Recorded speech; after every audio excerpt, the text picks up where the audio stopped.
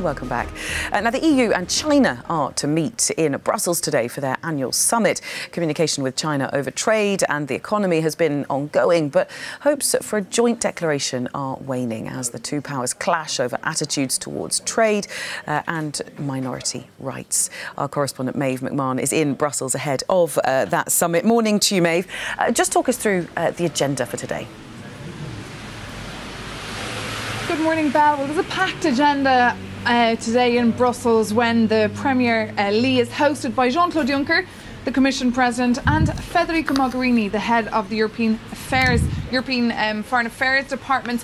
They'll be gathering here in Brussels at around 1 o'clock, and then at 4 o'clock they'll be having a press conference. And over lunch they'll be talking about a number of issues like climate change and the implementation of the Paris Agreement. They'll also talk about cybersecurity and the development of 5G, and of course the role of Huawei here in Europe. They'll also look into the Belt and Road Initiative, where EU member states are currently divided on, and with Italy signing its own memorandum of understanding with China recently, last in March. That will be discussed. And also foreign affairs, human rights, a number of foreign affairs issues like Venezuela, Myanmar, Syria, Ukraine, Russia, issues that they're likely to agree on. But what the main elephant in the room today will be, of course, trade. We'll see a rather frustrated Jean-Claude Juncker perhaps have a go at China for not making good at the promises they made at a summit between themselves back last July in Beijing, when back then China promised to speed up talks on an investment agreement by 2020 and also to open up more its markets to European companies. So that will be a tough conversation that will be had today in Brussels when those counterparts sit down to talk. Well, as you say, Maeve, trade ties rather very high on the agenda, but also the EU's desire for China to open up its economy. How's that likely to go? Well, this will be the focus, of course, of those talks today. We will see the European Union side really much sit down and ask China to make good on their promises. And Jean-Claude Juncker has been very clear about this. He was at a mini China summit there a couple of weeks ago in France, and afterwards he vented his frustration. He said it's just not fair that Chinese companies have access to all areas here in Europe, but it's not the same when it comes to European companies over in China. And we're hearing as well, Belle, that expectations for this summit are pretty low. There might not even be any sort of a summit conclusion, i.e. a declaration after this meeting. We heard that negotiations among officials were pretty tough and pretty difficult, and a number of countries like Germany and France and Belgium and Sweden have said that they won't just sign off on a declaration if China does not come good on a number of issues regarding the economy and human rights. Maeve, thank you very much. Maeve McMahon there in Brussels. Well, let's stay with this subject and bring in Jonas Parello-Plesner. He's a senior advisor on Asia-Europe for Rasmussen Global, which is a political consultancy in Denmark. He joins us now from Copenhagen. Morning to you, Mr. Parello-Plesner. Thanks very much for being with us this morning. Now, good morning, European member states have somewhat struggled recently to present a united front to China. I'm thinking particularly about Italy when it welcomed President Xi over the Belt and Road Initiative. Do you think that the EU will manage at this summit to try and present that united front?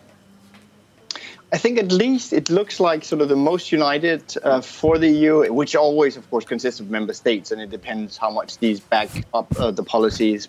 But we've seen the EU come out before the summit, talk about China as a systemic rival on the economy, talk about China as a competitor.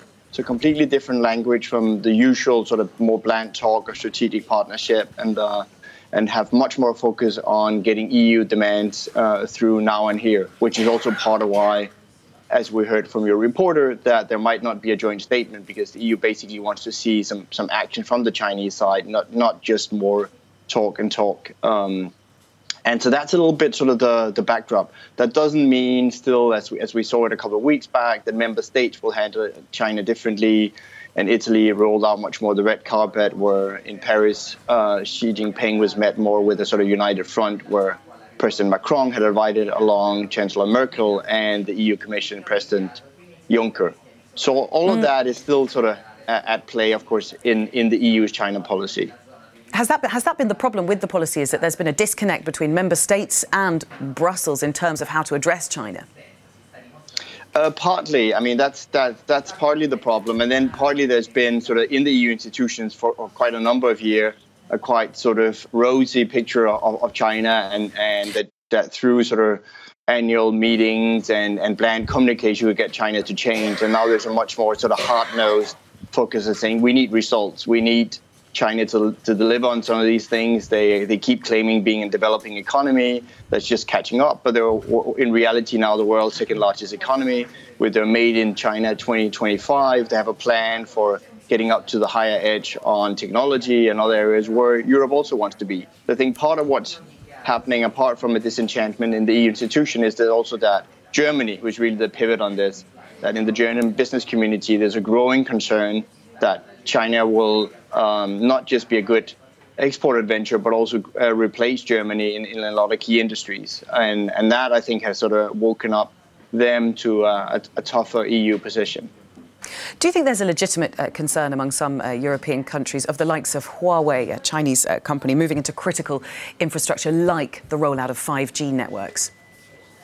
Well, that is a big question at the moment in Europe. The Americans are pushing European allies, saying, I mean, they have, not just in the Trump administration, but actually for years been sort of shutting Huawei out of American telecoms infrastructure and now asking European allies to do the same.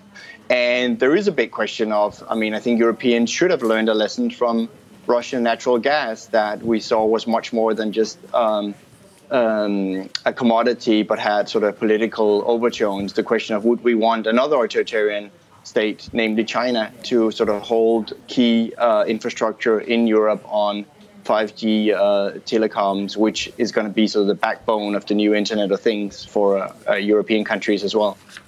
All right, well, listen, it's great to get your thoughts. Thank you, Jonas Parello-Plesner, there from Rasmussen Global.